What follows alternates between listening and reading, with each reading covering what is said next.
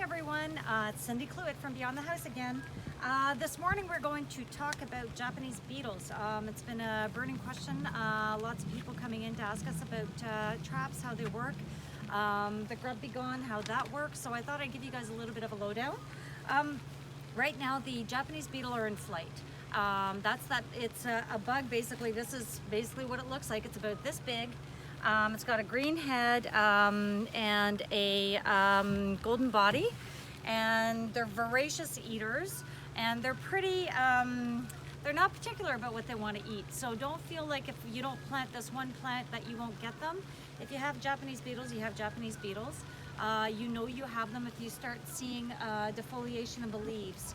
So they're starting to arrive. They're not here in full force yet, but they will start increasing in quantities on your property. If you've ever had skunk damage in your lawn in the springtime, that's a sure sign that you do have grubs in your lawn. So there's two stages of a Japanese beetle.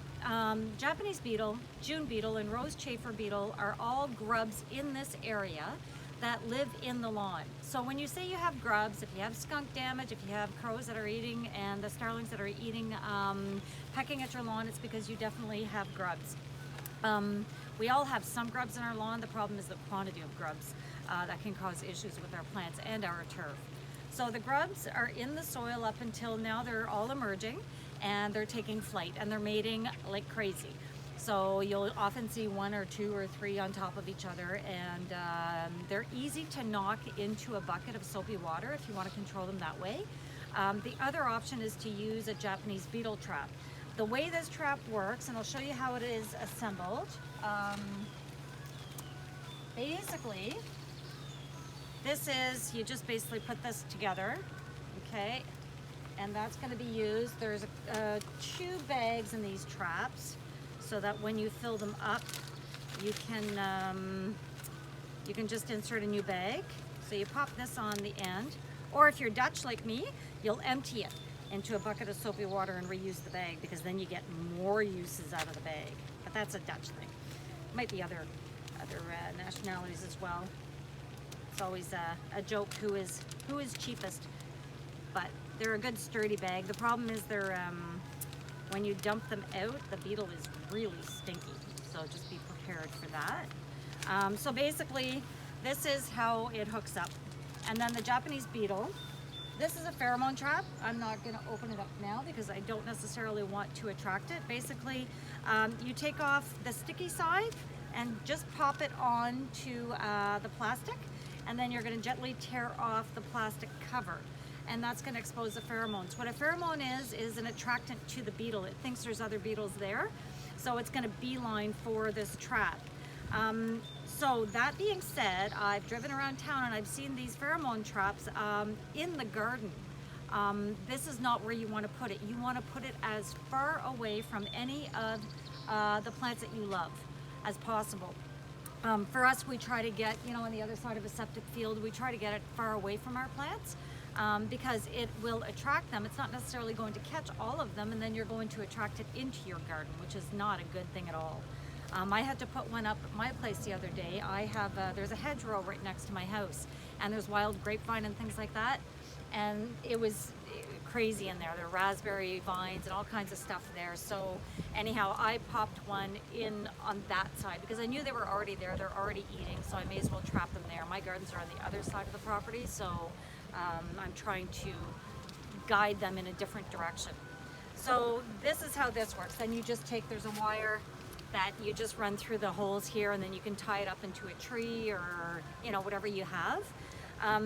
When this fills up, you can pop this off and you can empty it out, or you can just change out the bag. There's 2 bags per. And so basically the Japanese beetle right now will be in flight for probably 4 to 6 weeks. After that, now that they, once they mate, they're going to go into the ground and they're going to lay their eggs. Everybody wants to treat with grub be gone in the springtime, but the most important application for grub be gone, and I'll go over what that is late August, early September. So grub be gone is a new product on the market. It became available for commercial use 2 years ago, retail use, like consumer household use last year, and this is our second real year of seeing if it is effective or not. There's been a lot of studies, a lot of research, and it is proven to be effective. It's a bacteria. So basically what you're going to do is you're going to spread this over your lawn at the recommended rates, and it needs to be watered in order to activate it. What it does is it's a bacteria that's going to attach itself to the root system, and when the grub in the ground comes up to eat, it will end up killing it. Okay, so it's going to be your second layer of control.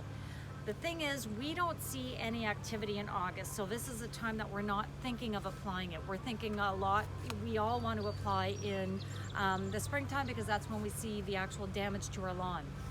August, September is the best time for the application because what you're doing is you're hitting those the grubs that are in the basically a teenager stage, and they're like teenagers, they're eating voraciously.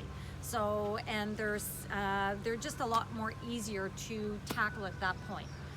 So you can do a spring application. It's not going to hurt. It will kill off some of them. But the fall application is definitely going to be beneficial as well.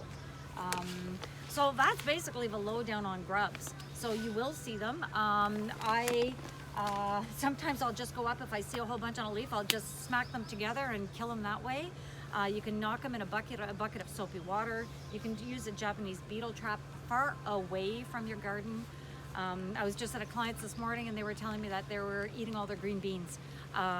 So that's really unfortunate. You don't want the, you don't want to start losing your crops over these guys.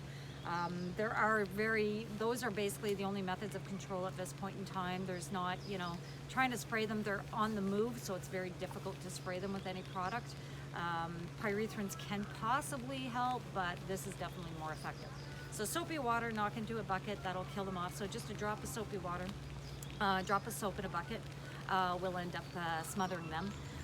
Japanese beetle trap, and the grub be gone, but not right now. Wait till the end of August, early September, and that's when you'll do the application of this, as well as in the springtime after the soil has had a chance to warm up. So don't apply it in April, it's too cold at that point. All right, so hopefully we can keep them under control, and best of luck. Have a great day.